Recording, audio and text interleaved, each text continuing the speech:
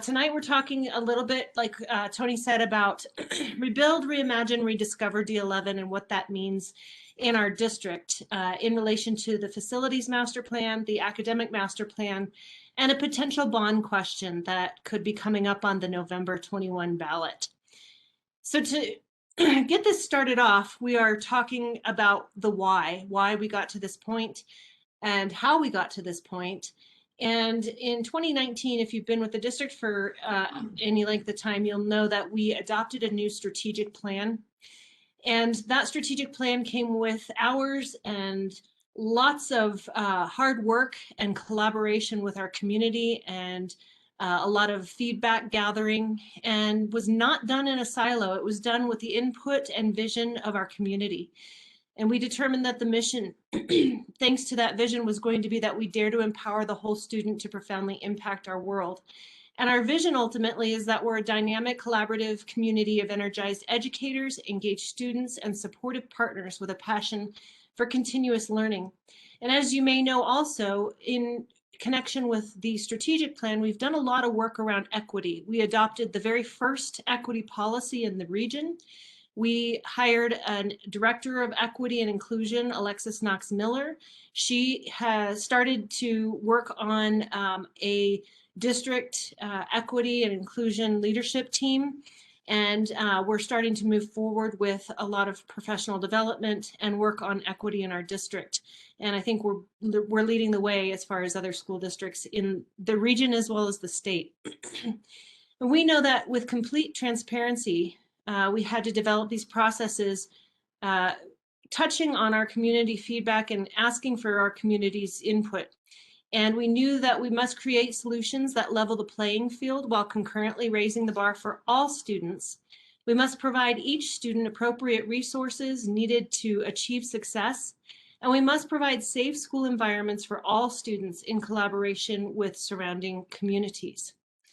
So you've probably been hearing a lot about the Facilities Master Plan, or the FMP, and you're probably now hearing a lot about the Academic Master Plan that is currently taking shape. The Facilities Master Plan started over a year ago, pre-COVID, and we knew that we wanted it to be an engaging process.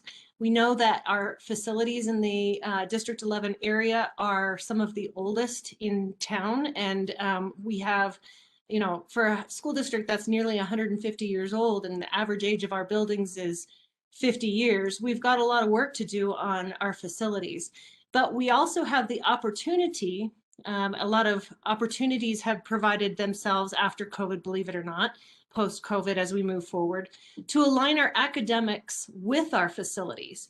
And in that process, we are seeking to become the premier district of choice.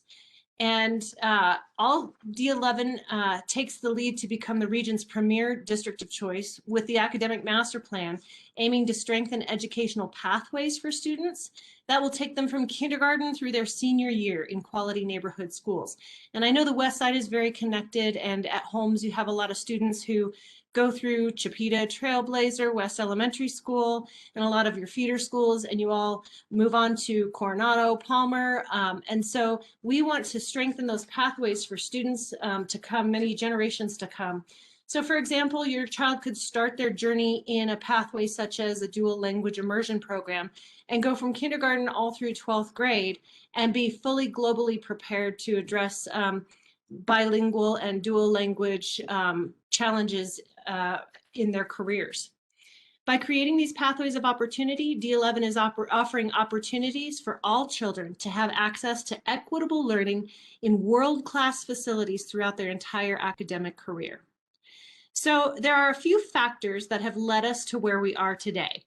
The AMP and the FMP processes will create inspiring academic pathways and provide a great education for every child, modernizing our aging facilities and providing, like I said, a world-class learning environment for all students. The result of these processes will position D11 to better compete for families and students in the Pikes Peak region. We also have the opportunity to modernize our schools and infrastructure and align our infrastructure, again, with the academics that we see moving forward in the future. And as you know, Colorado Springs has been growing at a rapid pace. Colorado Springs is the Olympic City, USA, and we've got a lot of things happening in our city that are setting us apart and keeping us in the limelight, such as the #1 place to raise a family, the #1 place to start a business, the #1 place to live. And so as the Center City School District, we must keep pace with the city's vision for our future and remain the city's #1 school district. So what's in it for Holmes Middle School? And Terry and Glenn, you may want to chime in here on this slide a little bit, but at the very minimum, all schools in District 11 will benefit from investments in Phase 1 of the Facilities Master Plan. So Holmes Middle School specifically will receive upwards of $3.9 million in priority updates, such as HVAC improvements. We know that with the COVID and the pandemic that have come into play, HVAC was under the microscope in many different facilities, not just in our schools. And so we had to make sure that our HVAC systems were improved, and we continue to make those improvements across the district. Our foundation repairs needed to be updated, and ADA updates in many of our schools at Holmes too. In the high schools, what your students can look forward to if you've got students moving up to Coronado, we know that our community has placed an emphasis on making career and technical education a focus for our students. So career and technical education pathways such as biomedical, health fields, auto industry, hospitality, excuse me, there's a number of different CTE programs that require certain types of classrooms and certain renovations to be done in our schools. And each high school under the academic master plan will become specific, will have a specific focus for CTE.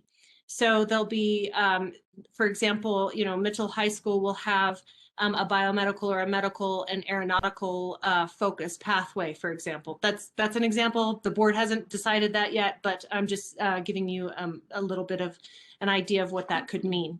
So CTE and renovations, auditorium renovations. I know that Coronado has a fairly new, new being 0506, somewhere around there, auditorium, but we will be making auditorium renovations to our high schools. And you may or may not know that D11 high schools are the only 4A, 5A schools in Colorado Springs that do not have all-weather track and field. So those tracks are going to be updated in Phase 1, and the D11 high schools are also in the bottom 18% in the state of Colorado for schools that still don't have all-weather turf fields. So if you go to other school districts to the north, to the south, to the east, to the west of us, you see all these nice upgrades for their athletes. Our kids deserve the same thing, and our kids in the arts and CTE programs all the way around deserve world-class facilities. So did I miss anything, Terry and Glenn, as far as specifics for Holmes on this slide? No, but I wanted to talk to the whole West issue when it's time. Okay. Okay, let me finish up with the next couple slides, and then I'll let you jump in with that information.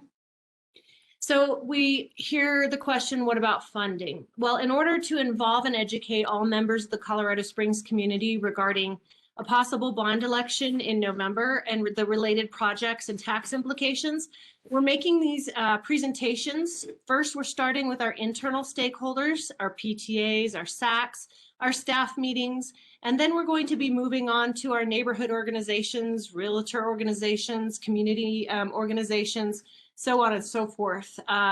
Eventually, though, in November, we will come up against the Fair Campaign Practices Act, where staff cannot advocate for or against any particular item on the ballot. So we'll talk about that here in a minute. But what the board is considering right now is a $350 million no tax increase bond. So the district's in a unique opportunity to ask voters for approval to allow us to issue large-scale bonds without increasing taxes. If you have nitty-gritty questions on this, it's a great time to ask because Glenn Gustafson can answer them like no other. But the window for this opportunity greatly diminishes after the November 2021 election. So the district has been very aggressive at paying down current bond debt, and therefore we've been able to refinance much of the bond debt at lower interest rates. We've created and funded a bond reserve in the MLO fund, and the district should be able to call on, which Glenn let me know in plain words means pay off all remaining bonds as of December 1st, 2022. The district would ask voters in 2021 to extend the existing bond levy, so taxpayers would not see an increase in their tax rate since it's the same levy, but the district would leverage those existing mills to issue new bonds. So people ask, well, what about the mill levy? Didn't we have mill levy funds that contributed to facilities, repairs, and upgrades? Well, yes, we have about $20 to $25 million of the 2017 mill levy that is allocated for facility upgrades and repairs. However, we've identified a backlog of over $700 million in repairs alone. And though that makes us struggle to just keep buildings in working condition. And on the west side specifically, you may have heard about West Middle School and some of our smaller elementary schools that it's almost more fiscally responsible to taxpayers to start fresh and build new buildings. It's almost like having a car that's worth $3,000 and the transportation goes out on it. It's going to cost you $28. So it's more worth your while to maybe buy a new car in the long run. And we can talk a little bit more extensively about funding and MLO and the bond here in a moment. But what we're doing with these presentations is asking folks to be informed. Inform others, learn more yourself, ask questions, and squash rumors, because what we see happening whenever we go for any kind of ballot initiative is rumors get started and people will spread misinformation. And so we just ask that our internal stakeholders, our families, our staff members, just be educated on what's going on so that you can clearly talk about the need in District 11 and help your neighbors understand what the bond is really for and what the bond really means to them. You can always learn more. The website listed first, d11.org/rebuilding. That contains everything you'd ever want to know about the Facilities Master Plan. The Facilities Master Plan, like I said, has been a very transparent process, has had over 5,000 touches of community input.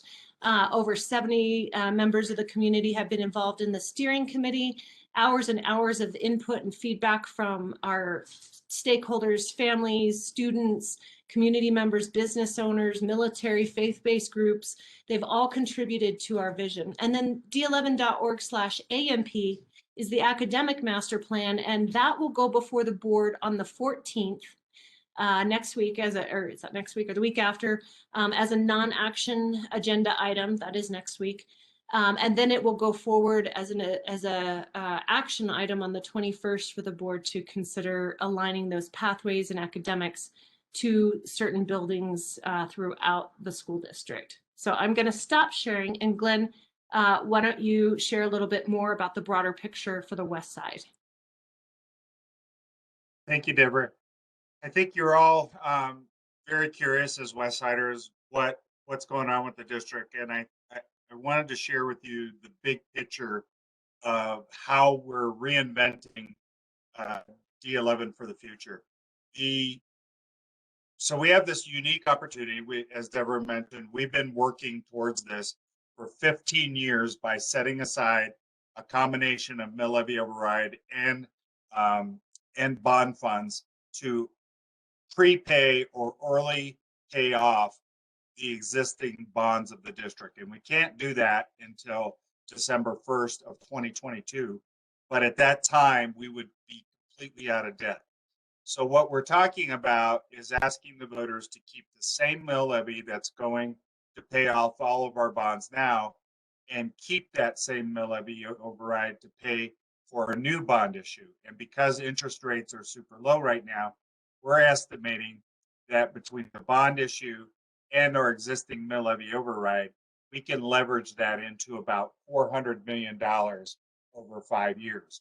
As you can imagine, $400 million will go a long way. Our total capital backlog in the district is about $700 million, but we think that we can make great progress on this. We think some of those costs will go away with the replacement of certain buildings.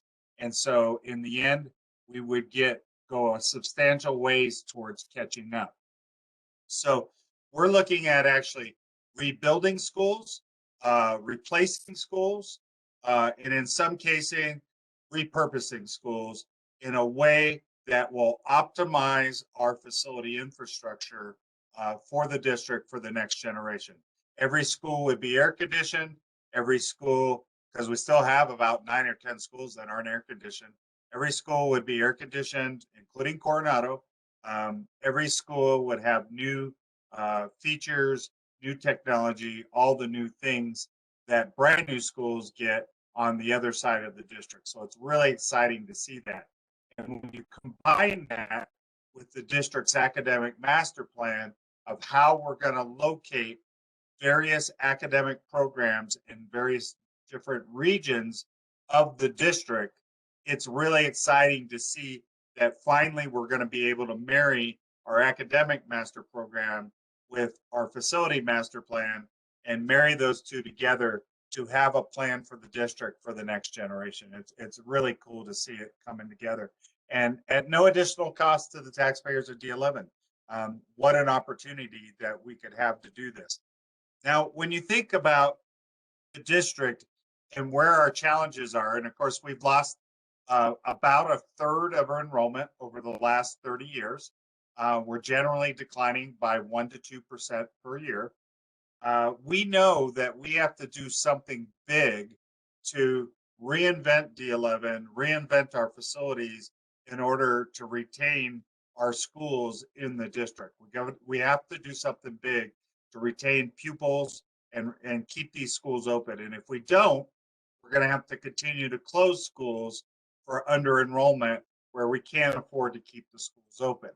And when you think about the district from a 30,000 foot view, we really have three major challenges in the district. The first challenge is that we have 3 middle schools in a 2-mile radius. North, Galileo, and Mann are all within a 2-mile radius in the school district. So Galileo's on Union and Palmer Park, kind of. Mann Middle School is on Templeton Gap, just north of the administration building, and North Middle School is kitty corner to the administration building on El Paso. Clearly, we don't need 3 middle schools located so close together. Back in the 50s and 40s and 30s, that's how they built schools. That's how neighborhoods were building out. But now we don't have a need for 3 middle schools so close together. So one of the concepts is to consolidate those 3 schools down to 2 schools and repurpose one of the schools. So that's one. That obviously that doesn't have anything to do with the Holmes plan, but that's one of the issues that we're trying to address in this scenario.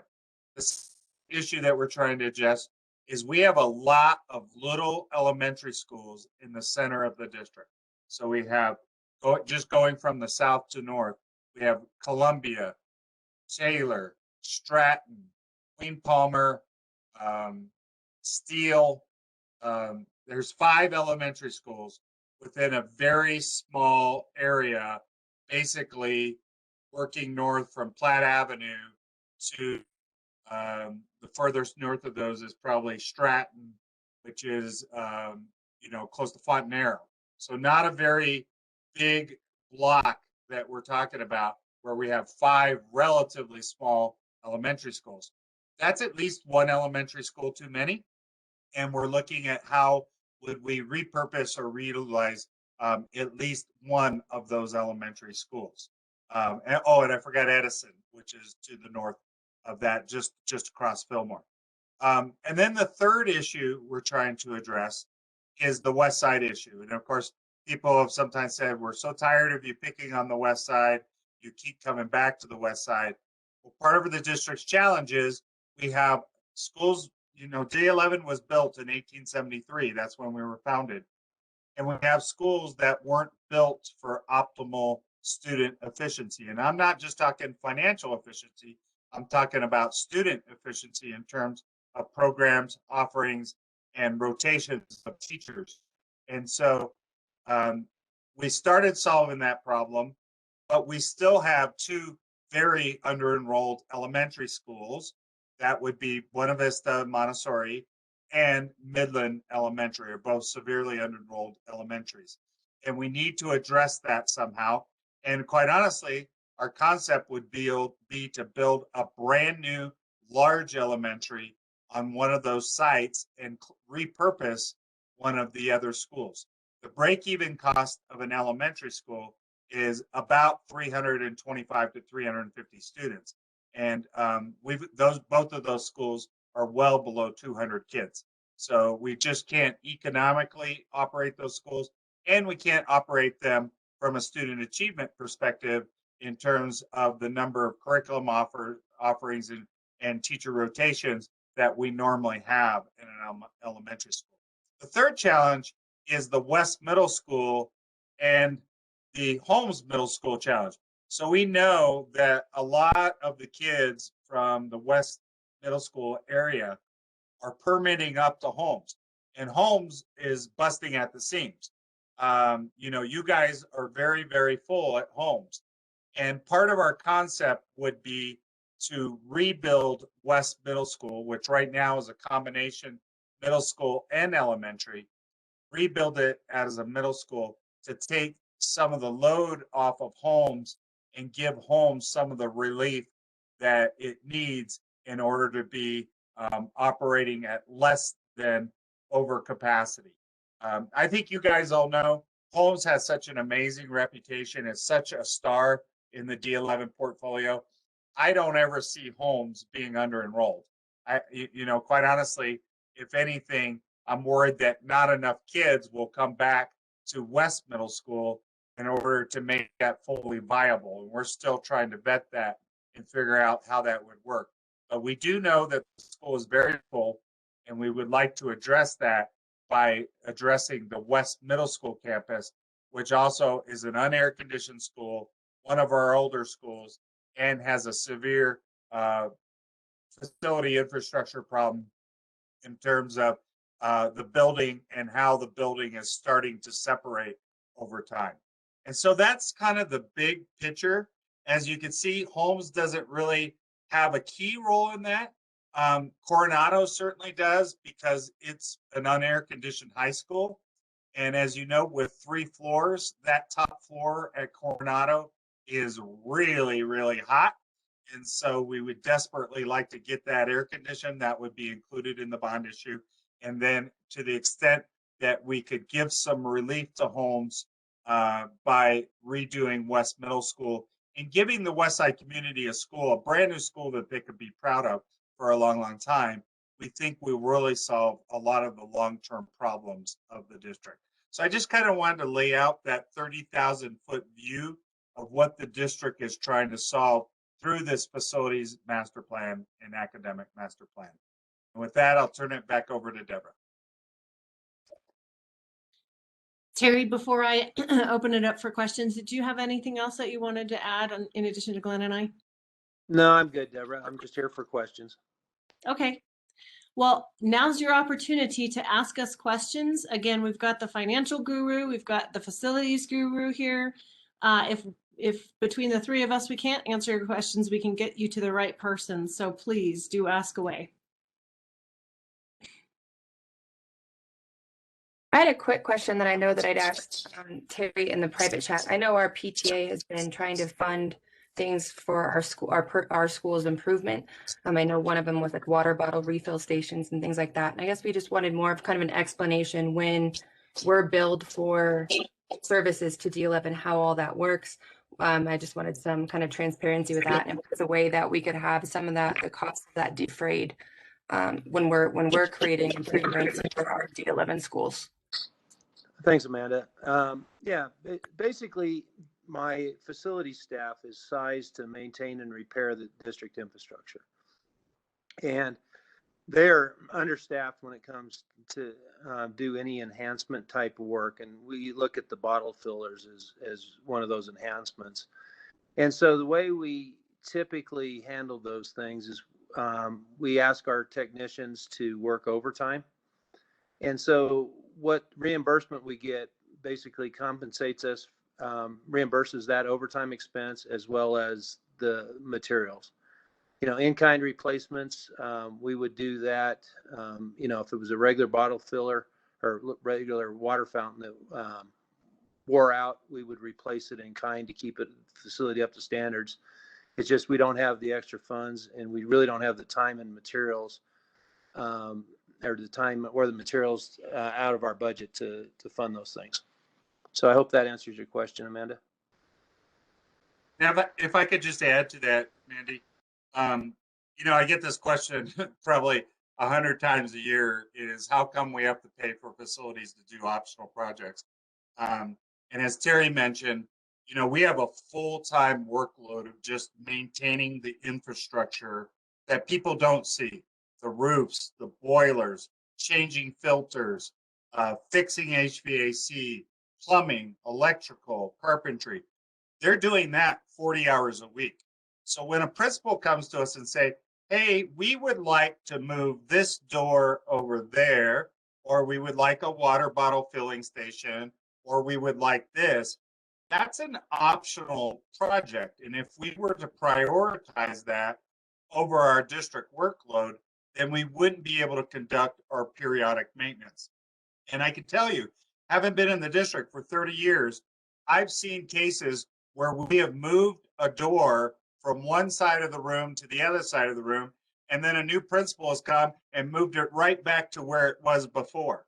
And so what we have decided is the fair way to do it is say, if you want this optional project, then you got to pay overtime, because we're paying overtime to our own staff. It's break even for us. We don't make any money on it. You're just paying the overtime cost that it's costing us.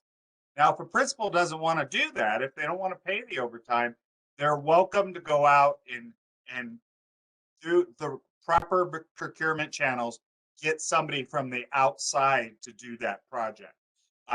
We find that 99% of the time, we're cheaper than an outside contractor. But schools are welcome to pursue that option if they want, just so that they have an option.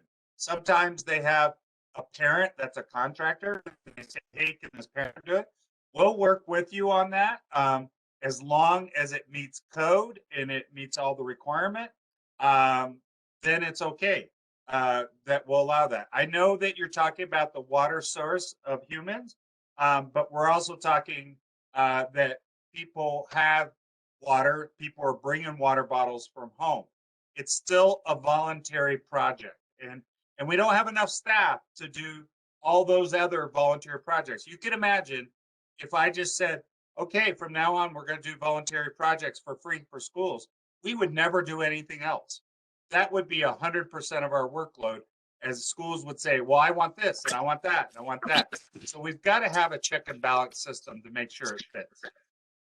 Hey, Glenn, I got a message from someone that asked, oh, thanks, Amanda. I got a message from somebody that asked if we could re-explain in layman's terms how the extension of the mill levy doesn't raise taxes. Would you like to tackle that, Glenn? Sure. So the way it works, and again, I've been working almost 15 years to get this done.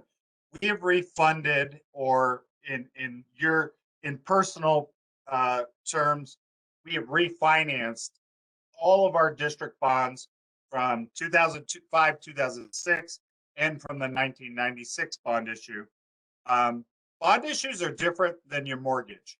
You can't just pay off your bonds because you have money, because investors are buying those bonds based on a certain maturity. So you have to say, we're going to call them as of this date, and that's the only time that you can call them. But we have refunded or refinanced these bonds over the last 10 years at lower interest rates. And there's a portion of the mill levy override that goes to that bond redemption. And Mandy's actually on the mill levy override committee, and she knows that we've now accumulated over the last 5 years almost $40 million to pay off these bonds. So right now the district levies approximately 6.5 mils. A mill is a property tax rate for the repayment of the district's existing bonds from 1996 and 2005, 2006. And that that was two different bond issues that totaled over $230 million. So right now we're levying 6.5 mils. We're going to be in a position on December 1st of 22, because of the mill levy override funds and the refinancings, to basically pay off all the bonds that are left. So we pay some bonds every year, and those have been paying off every year, kind of like your mortgage, where they're going away. But by December 1 of 22, we will have completely paid off all of the district's debt, 100%, all the old bonds. But we're going to ask the voters in November, if the board chooses to place it on the ballot, is to say, hey, rather than we still want to pay off those bonds, we're still going to do that, but rather than reduce that bond levy down to zero, which would certainly save everybody some taxes, but not give any fiscal resources to the district to rebuild our infrastructure, can we keep that levy of 6.5 mils going forward for the next 20 years or so in order to issue new bonds to rebuild the infrastructure? So in theory, the bond levy stays the same at 6.5 mils. Nobody's taxes go up or down unless your property values go up or down. And it's the exact same. It's no cost to the taxpayer. Now, obviously, there is an opportunity cost. We could choose to pay off all the bonds, not do the no-cost bond issue, and your property taxes would go down by 6 mils. The problem is, right now, the mill levy override places between $15 and $20 million a year against capital improvements, and our backlog is $700 million. And so it would take us 50 years just to catch up, not counting stuff that would fall behind on starting tomorrow. So we have this great opportunity for the exact same tax rate to reinvest $400 million in the district's infrastructure for a change that could last a generation. Hey, By the way, yeah. Sorry, this is Stephanie. Hi. I'm really Hi. sorry. I'm trying to follow because I like to talk about this stuff with people. So just so I can understand something, is the mill, so there's two funding mechanisms in play here. There's the mill levy and then the bonds, correct? Okay. Correct. The mill levy was a tax increase that was approved in 2017, correct? Correct. And if we don't do what you're saying, everybody's taxes would go down. That would be like a little temporary tax hike, correct? No. If we don't do anything, bond levy will go down. It would be a permanent tax cut. Right. Not Okay. right. So some people might have said, well, I was voting for the mill levy because I thought it was a temporary tax hike and then it would go away. But what we're saying is we'd like to continue that so it doesn't feel like a tax rate. You're confusing the bond levy with the mill levy override. Yes, The I mill feel levy very override- confused. The mill levy override goes forever. That mandated on the mill levy override oversight committee. And a little portion of that. I'm having trouble with your mic. I can't hear you quite well. I don't know what else to do. Oh, I that's can right. plug- That's better. Is it? Okay. So the mill levy override is forever. And a portion of that mill levy override. Glenn, you cut out again. I'm going to plug in my headphones and see if that helps. Otherwise, I don't know what to do. Sorry, I don't want to belabor it. I just wanted like a little snippet that I could understand a little bit more. I don't want to drag the whole meeting down.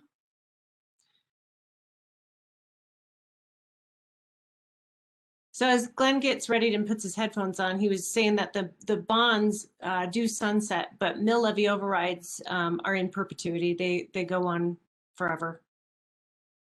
Thank you, Okay. Deborah. Is this better? So as Deborah mentioned, the mill levy override goes into perpetuity. That's what the voters voted for. Only a Okay. sliver of that goes to pay off the bonds, and that was only for 6 years. And about $15 to $20 million a year goes towards capital construction towards fixing schools. The bond levy, which was to build the infrastructure back in 1996 and 2006, and included building the new auditorium at Coronado High School, that is going to expire because we're going to pay off the bonds. So the question is, do we let that levy expire, which would be a tax reduction, and basically leave the district with this decaying infrastructure that we have? Or do we ask the voters to continue the very same tax levy, not an increase, not a decrease, the very same tax levy for another 20 years or so in order to reinvest in the District 11 capital infrastructure? Okay, great. I got it that time. Thank you. You're welcome. You know, and then for everybody, in terms of Holmes and tying these two topics together that we've hit, the facility master plan specific to Holmes with 3.9 million in priority repairs that would include the HVAC and ADA repairs, and then this water bottle station that we're working to improve for our students. That there's an ADA situation in that water bottle station where if we get this improvement and we're able to, as Glenn put it, correct the decaying issues of our buildings, we don't have to continuously run into this scenario where we're taking small bites of improvement through a PTA funding source, et cetera.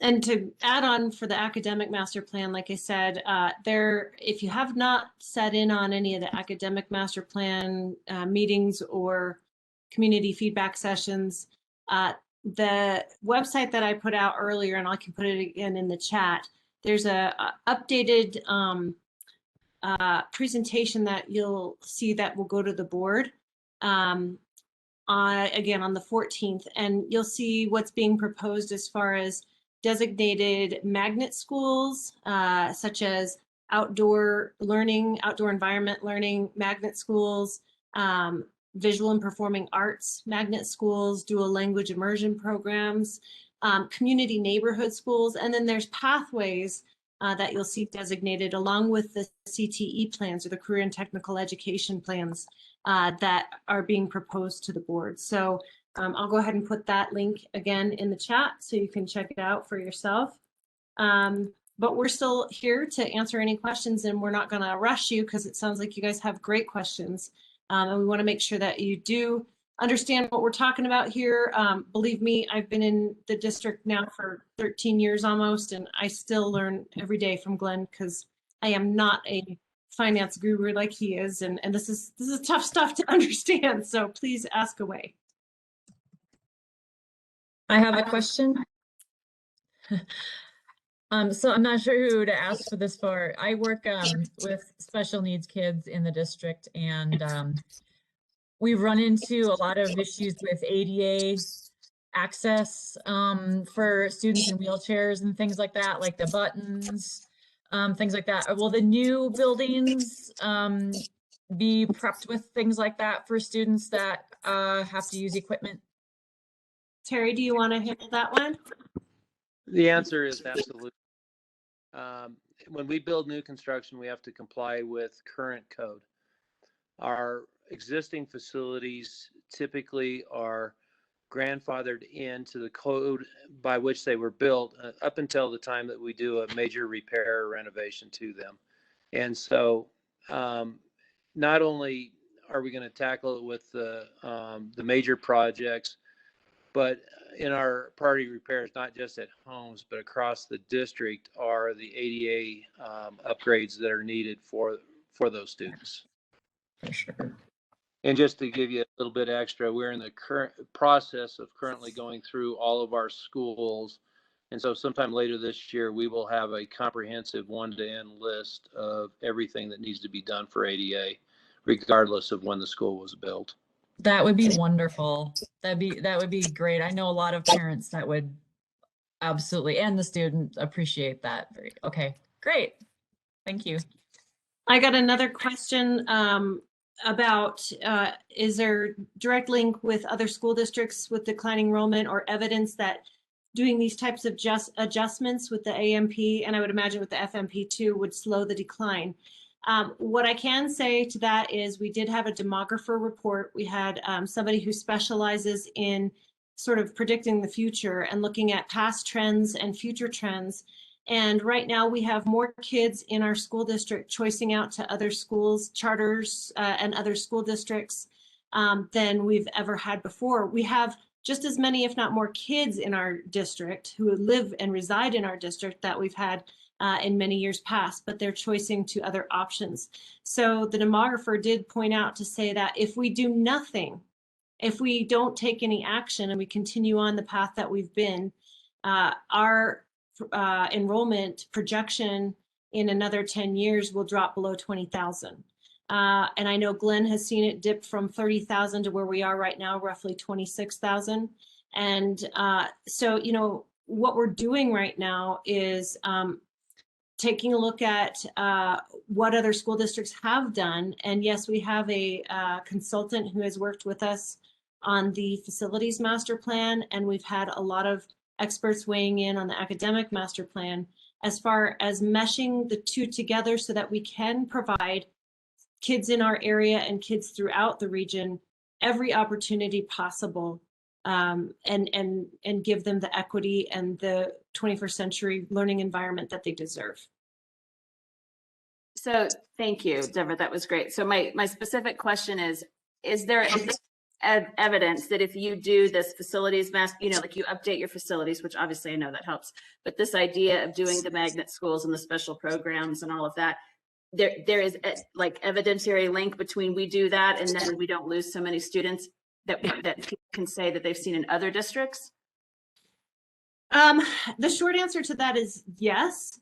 You know, again, we don't really have a crystal ball that's going to clearly identify what's going to happen in the future, but we have been visiting other school districts like Cherry Creek. We've been looking at dual immersion language programs in other states across the country that have done very well, and taking tips from other areas. And I know that David Ingstrom, who is our assistant superintendent over instruction curriculum, has put together a team of facilitators and teachers and families and students who have given their input on what they want to see in the future. So it's not just taking from what's worked in other school districts, because they do have a different demographic in other school districts than we do. But it's meshing that with what we have here in District 11, what our community wants to see moving forward. So we had people weigh in on our community feedback for the academic master plan who are not part of District 11, who have choiced their children into other schools, and asking them what they would like to see in District 11 and what made them go choice to another school. So we have taken all of that data and all of that information, and I do believe that the plan moving forward has been thoroughly vetted as far as comparing it to what has worked in other school districts, but also what our community wants to see as well.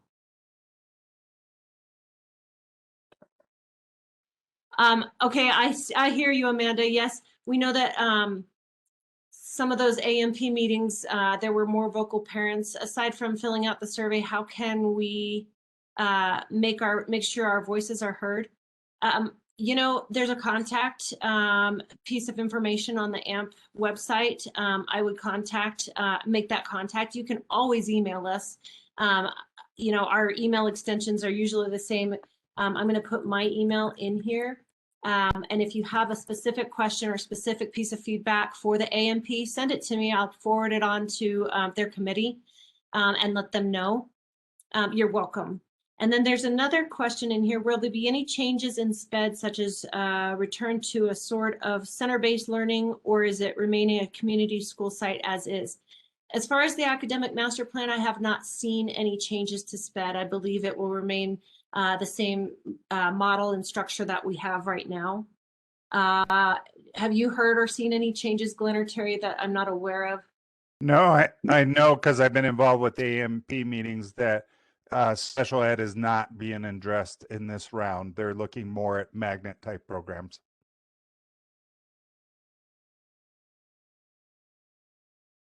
These are all great questions. Thank you.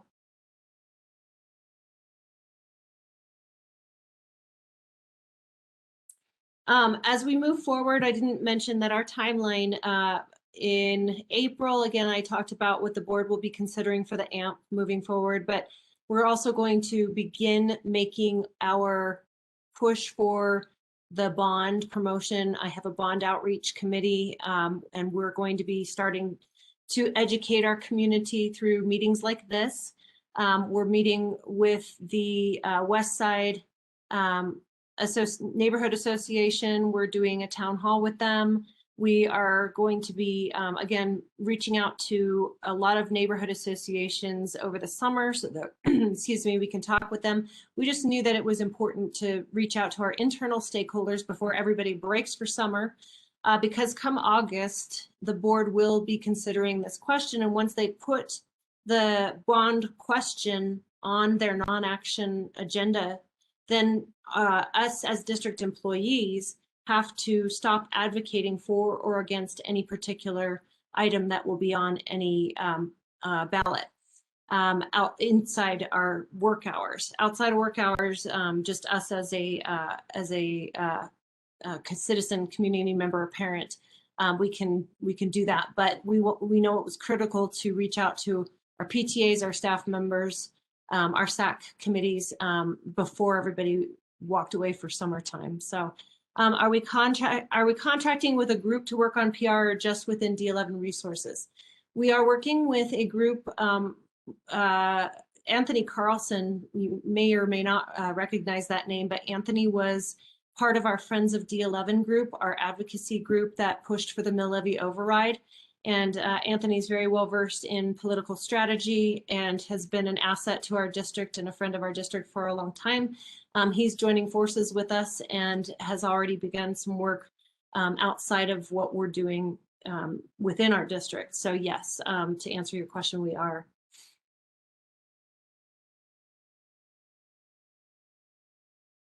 Anyone else?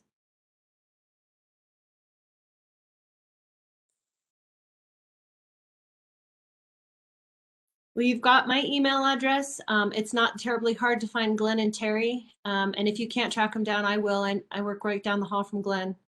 And I know where Terry is. And I can definitely be that squeaky wheel for you. So just let me know through email if you have other questions for us.